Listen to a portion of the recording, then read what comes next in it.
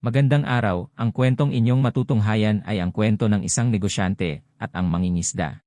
Isang negosyante ang nakaupo sa tabing dagat, nagpapahinga mula sa pagod ng araw-araw na trabaho.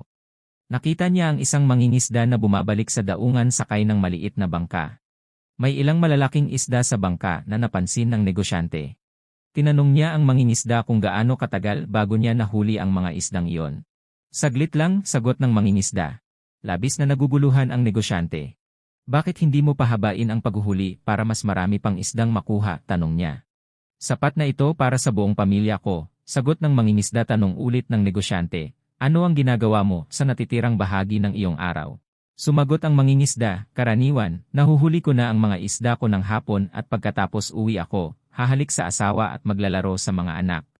Sa hapon, matutulog ako at magbabasa. Sa gabi, pupunta ako sa bayan para makipag-inuman sa mga kaibigan, maggitara, kumanta, at sumayaw hanggang madaling araw. Nag-alok ng mungkahi ang negosyante, mayroon akong PhD sa negosyo, makakatulong ako sa iyo na magtagumpay ng mas malaki.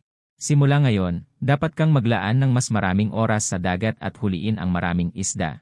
Kapag nakapag-ipon ka na ng sapat na pera, bumili ka ng mas malaking bangka para hulihin pa ang mas maraming isda. Mula doon, madali ka nang makakabili ng iba pang mga bangka, magtatag ka ng sarili mong kumpanya, itatayo ang pabrika para ikandado ang isda at mamahala sa distribusyon, at lilipat ka sa lungsod para pamahalaan ang iba pang mga sangay.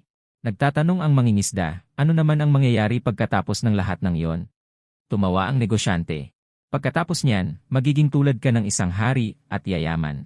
Pagkatapos nito, magreretiro ka. Titira sa bahay malapit sa dagat, magigising ng maaga sa umaga para mangisda, babalik sa bahay para maglaro kasama ang iyong mga anak, hahalik sa iyong asawa, matutulog sa hapon, at sasali sa mga kaibigan sa bayan para uminom, maggitara, at sumayaw sa gabing iyon.